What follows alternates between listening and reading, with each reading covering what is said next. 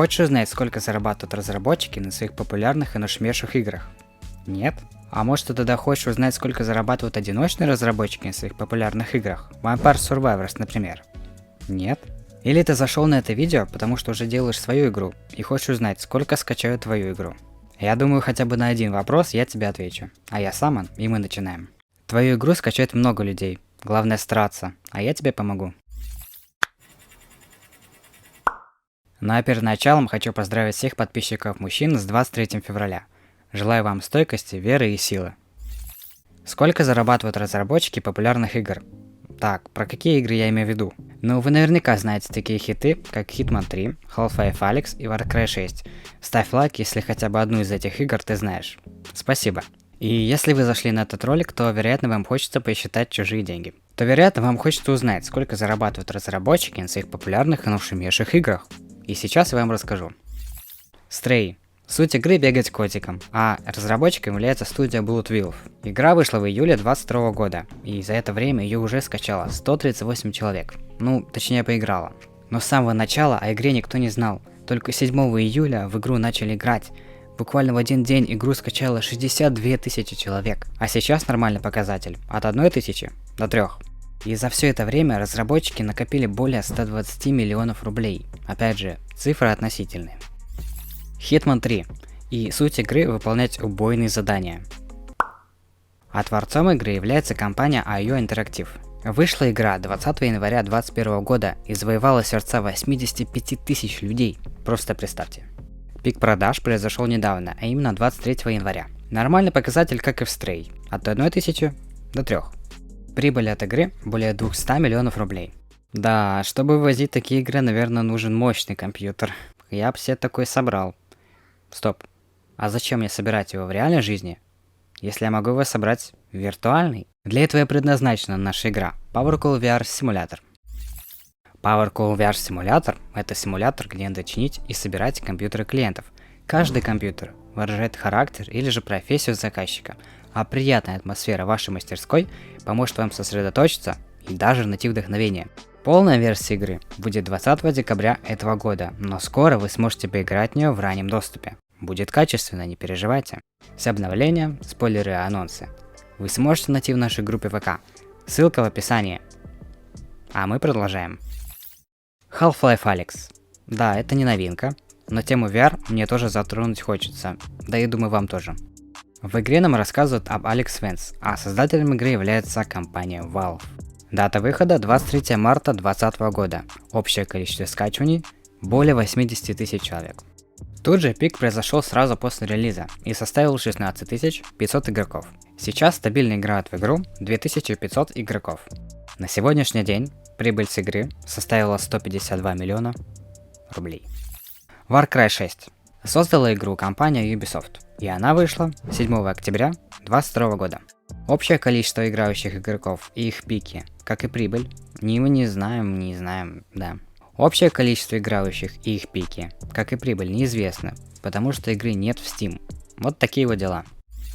А теперь поговорим о том, сколько зарабатывают одиночные разработчики на своих самых популярных играх. Vampire Survivors. Суть игры да нельзя простая. Отбиваясь от бесконечных атак монстров, в теории надо продержаться полчаса, у меня пока что 20 минут не получалось. Поначалу персонаж гибнет очень быстро, но прокачка его навыков идет довольно быстро, сказал Wylsacom на своем сайте. Разрабатывалась игра и в дальнейшем издавалась Лукой Галанте. Релиз игры в раннем доступе состоялся 17 декабря 2022 года, а полная версия в октябре 2022 года. В игру Луки играет более 600 тысяч человек. Уверен, 31 января 2022 года для Луки был самым лучшим днем, потому что в этот день в его игру играло более 77 тысяч игроков. Хоть с момента релиза прошло 5 месяцев, но в его игру стабильно играют от 10 до 20 тысяч игроков. Бывают скачки. И вот загадка. Как игра, собранная из бесплатных ассетов, настолько классно выстрелила? Хочешь узнать? Тогда досмотри это видео до конца. Прибыль от игры не маленькая. Она составляет 120 миллионов рублей, или же 1 миллион 600 тысяч долларов. По курсу 74 рубля. Фазмофобия. В игре игроки принимают на себя роль охотников за привидениями, исследующих тот или иной дом в поисках паранормальной активности. И ее, естественно, находят. Создателем игры является студия Kinetic Games, состоящая всего из одного человека, работающего под псевдонимом D-Nighter. Спасибо, Google. Он не имел какого-то официального образования в области разработки игр, и Phasmophobia стала его дебютным проектом, разработанным самостоятельно. Релиз игры состоялся 18 февраля 2022 года. В общей сложности игру скачало более 1 миллиона 600 тысяч человек. Невероятно, правда? И мы с вами тоже так можем. Взрыв игроков произошел 28 сентября 2020 года. Кстати, за день до моего рождения. Хотя зачем вам эта информация? Ну да ладно. А теперь бомба. Общая прибыль, собранная с игры Phasmophobia, составляет 500 миллионов рублей, или же 6 миллионов 700 тысяч долларов. По курсу на 18 февраля. Интересно, правда? Сейчас резко стало интересно, а что бы вы сделали, если бы у вас были такие деньги? Куда бы потратили или куда бы вложили? Напишите в комментарии, мне будет интересно почитать. Сколько людей скачают твою игру? И тут я приведу стандартные показатели продаж. Вот что будет, если вы просто возьмете и выложите вашу игру в Steam. Ну, естественно, это зависит от вас и от вашей игры. Я лишь приведу пример качественных игр. Пойдем по жанрам. Игры в жанре Shot 'em up или же 2D стрелялки играют от 60 человек. И цена тоже имеет вес. Аркады. Ну, в аркады играют от 90 человек.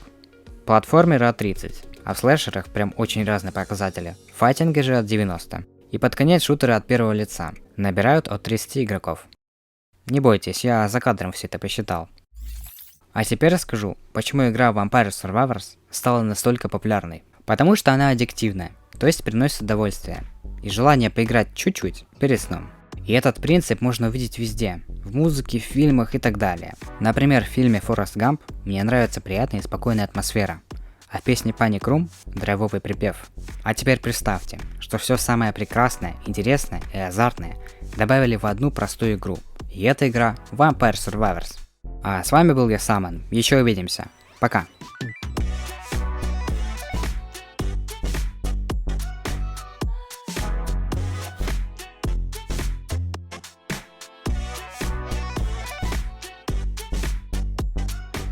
Неважно, какая графика будет в вашей игре, если игрока что-то зацепит, он будет в нее играть.